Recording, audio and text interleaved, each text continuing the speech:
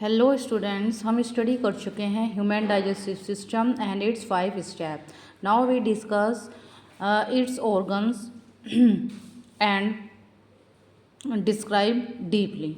First, जहां आप सबसे पहले माउथ में इनगल्फ करेंगे फूड पर यहाँ टीथ, टंग और सलेवरी ग्लैंड्स एक्टिविटी करेंगी. जहाँ हो गया आपकी बकल कैविटी और then it transfer into oesophagus. अब ये माउथ बकल कैविटी में किस किस तरह से आपका फूड बोलस बन जाता है, आइए पढ़ते हैं. क्या हुआ है, आपने भोजन को बकल कैविटी में लिया है.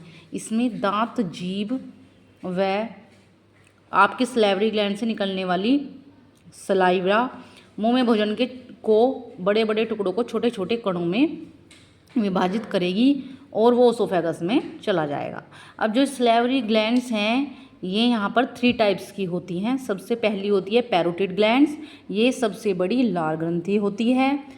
सेकंड होती है सबमैंडिबुलर ग्लैंड्स और थर्ड होती है आपकी सबलिंगुअल ग्लैंड्स जो सबसे छोटी लार ग्रंथि हैं. अब इन सलेवरी ग्लैंड्स से क्या रिलीज होते हैं, 2 प्रकार के एंजाइम रिलीज होते हैं. First is lysozyme and second is ptyalin. अब ये लाइसोजाइम क्या फंक्शन करेगा, ये करता है kill bacteria present in the mouth. जो आपके माउथ में बैक्टीरिया होंगे इनको ये मार देगा.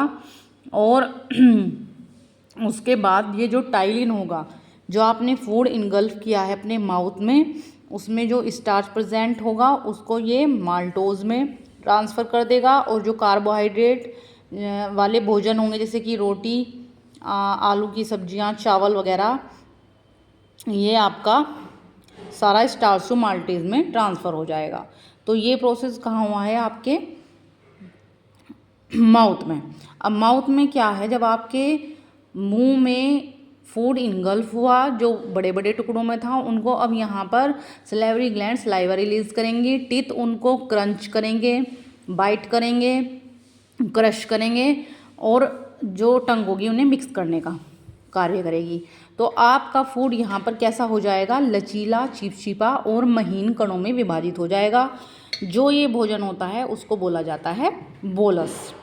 ये बोलस क्या है, वो फूड है जो आपके दांत, जीभ और सलेवरी ग्लैंड से रिलीज सलाइवा के थ्रू मिक्स कर दिया गया है और अब ये ट्रांसफ़र कर दिया गया है कहाँ पर, आपके ओसोफेगस में. आइए आगे बढ़ते हैं. अब ये बोलस जो आपका फूड है वो आ गया है आपके ओसोफेगस यानी कि ग्रास नली में. यह नली मांसपेशियों से बनी 25 सेंटीमीटर लंबी होती है जो स्टोमक अमाशय में खुलती है. ठीक है. यह क्रमाकुंचन यानी कि पेरिस्टालसिस क्रिया के कारण भोजन जो कि बोलस है उसको स्टोमक तक पहुंचाती है. अब ये क्या होता है क्रमाकुंचन, वो मतलब सिकुड़ती है और फैलती है. तो उससे आपका जो फूड था वो आपके बकल कैविटी से फूड पाइप से गुजरता हुआ इस फूड पाइप में से कहाँ तक पहुँच जाएगा, आपके स्टोमक तक. अब आइए स्टोमक की स्टडी करते हैं. अब ये स्टोमक क्या है, ओसोफेगस के बाद भोजन स्टोमक में जाता है जहाँ वह 4 घंटे तक रहता है. यह एक थैलीनुमा स्ट्रक्चर होता है और ये 3 पार्ट्स में डिवाइड होता है. First upper part cardiac part होता है, मीडियम पार्ट फंडिक पार्ट होता है और लास्ट आपका लोअर जो होता है वो पाइलोरिक पार्ट होता है.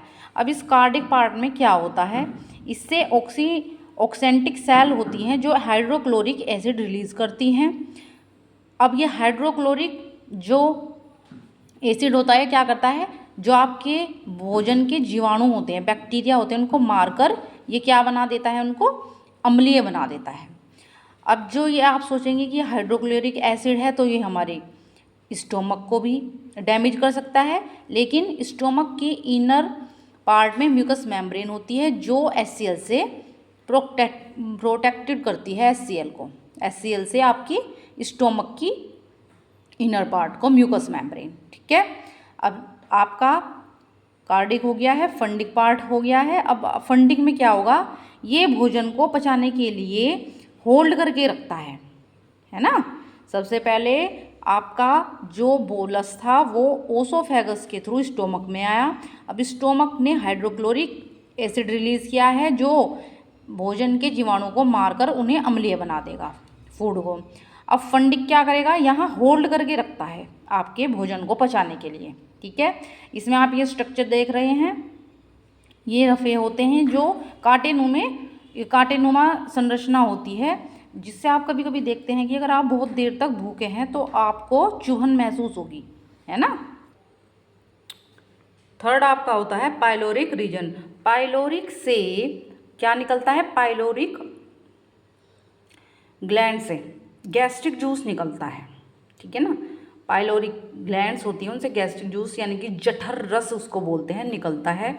अब इस जठर रस में जो होते हैं 2 तरह के एंजाइम्स होते हैं, first is pepsin and second is rennin.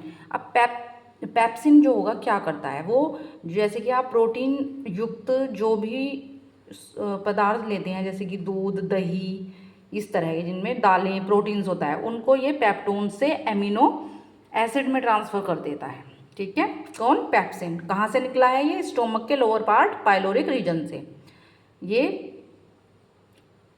क्या है, गैस्ट्रिक जूस के एंजाइम्स हैं। सेकंड होता है रेनिन, जो मिल्क को डाइजेस्ट करता है। यह बच्चों में सिक्रेट होता है ज़्यादातर। आप देखते हैं छोटे बच्चे ज़्यादातर दूध पीते हैं, तो उनमें क्या होता है, कभी कभी अगर आप उन्हें बर्ब नहीं दिलाएंगे या उनके कभी कभी आप देखते हैं कि वो दूध निकाल देते हैं तो वो थोड़ा फटा फटा होता है ना, तो वो किसकी वजह से हुआ है, रेनिन एंजाइम की वजह से हुआ है ना। क्योंकि मिल्क को डाइजेस्ट करने में ही, वैसे वो डाइजेस्टिव फूड वो मिल्क होगा क्योंकि वो डाइजेस्ट हो चुका है, लेकिन वो एक्स्ट्रा है तो वो सिक्रेट हो जाता है उनके माउथ के थ्रू, तो ये छोटे बच्चों में मिलता है रेनिन। तो यहाँ तक आप समझे कि स्टोमक में 3 पार्ट्स हैं। सबसे पहले अपर है cardiac, medium is fundic and last is pyloric. Cardiac से यहाँ क्या हुआ है, 3 टाइप्स के यहाँ पे हाइड्रोक्लोरिक एसिड रिलीज हुआ है, और जो फंडिक है उसको होल्ड करके रखा है, और पाइलोरिक जो है नीचे वाला पार्ट है वो क्या कर रहा है, गैस्ट्रिक जूस रिलीज कर रहा है, और उसमें 2 एंजाइम है, पेप्सिन और रेनिन। पेप्सिन प्रोटीन को पेप्टोन से अमीनो एसिड में ट्रांसफ़र कर रहे हैं, और रेनिन मिल्क को डाइजेस्ट कराने में आपके बॉडी में हेल्प कर रहा है। अब आपका फूड पहुंचेगा कहाँ, छोटी आंत यानी कि स्मॉल इंटेस्टाइन में। फर्स्ट आपके बगल कैविटी में था, बगल कैविटी से आपके ओसोफेगस के थ्रू स्टोमक में आ गया है। स्टोमक में कुछ उसके पार्ट्स डाइजेस्ट हो चुके हैं, कुछ अभी भी बाकी हैं, तो वो स्मॉल इंटेस्टाइन में आ जाएंगे।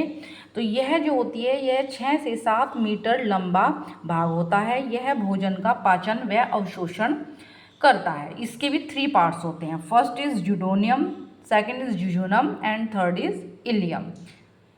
इनके बारे में हम आगे पढ़ेंगे, उससे पहले हम जान लेते हैं कि स्मॉल इंटेस्टाइन जो है उसके पास लीवर, गॉल ब्लैडर, पैनक्रियास ये सब हैं, और जो स्मॉल इंटेस्टाइन से किसी ना किसी तरह से कनेक्टेड हैं आपके फूड को डाइजेस्ट करने में। तो सबसे पहले आप लीवर यानी कि यकृत के बारे में जान लीजिए। यह हमारे शरीर की सबसे बड़ी ग्रंथि होती है। ये क्वेश्चन भी आ जाता है कि मानव शरीर की सबसे बड़ी ग्रंथि कौन सी है, तो वो है यकृत, आपका लीवर। ये जो होती है ये बाइल जूस यानी कि पित्त रस बनाकर गॉल ब्लैडर में दे देता है, और गॉल ब्लैडर जो है उसको होल्ड कर लेता है। यानी कि मेन फंक्शन जो लीवर का है वो बाइल जूस का रिलीज करना है, और वो कहाँ एकत्रित होता है, किसमें, गॉल ब्लैडर यानी कि आपके पित्ताशय में। तो लीवर किससे कनेक्टेड है, पित्ताशय से। अब सुन लीजिए क्या होता है पित्ताशय के अंदर, या ये क्या है। पित्ताशय यानी गॉल ब्लैडर, यह भोजन के माध्यम को क्षारीय बनाता है। अब तक आपका जो फूड था वो अम्लीय था, है ना, क्योंकि वो स्टोमक में आया, वहाँ पे हाइड्रोक्लोरिक अम्ल रिलीज होता है, वो उसको क्या कर देता है, अम्लीय बना देता है। अब आपका जो फूड है वो क्या होगा, लीवर ने बाइल जूस को रिलीज किया है, गॉल ब्लैडर में वो एकत्रित है। अब गॉल ब्लैडर उसको इसके माध्यम से क्या कर देगा, क्षारीय। अब इसमें क्या होता है, बाइल जूस होता है वो पीले हरे रंग का क्षारीय द्रव है ना, इससे यह जूस छोटी आंत में जाता है। अब यानी कि छोटी आंत जो है किससे कनेक्टेड है, आपके यकृत, गॉल ब्लैडर से। अब ये छोटी आंत को दे देगा आपका जो बाइल जूस बनाया था। अब उसके बाद पैनक्रियास का यहाँ क्या फंक्शन है, पैनक्रियास यानी कि अग्नाशय, इसमें पैनक्रिएटिक जूस निकलता है। इसका पीएच मान 7.8 to 8.3 होता है।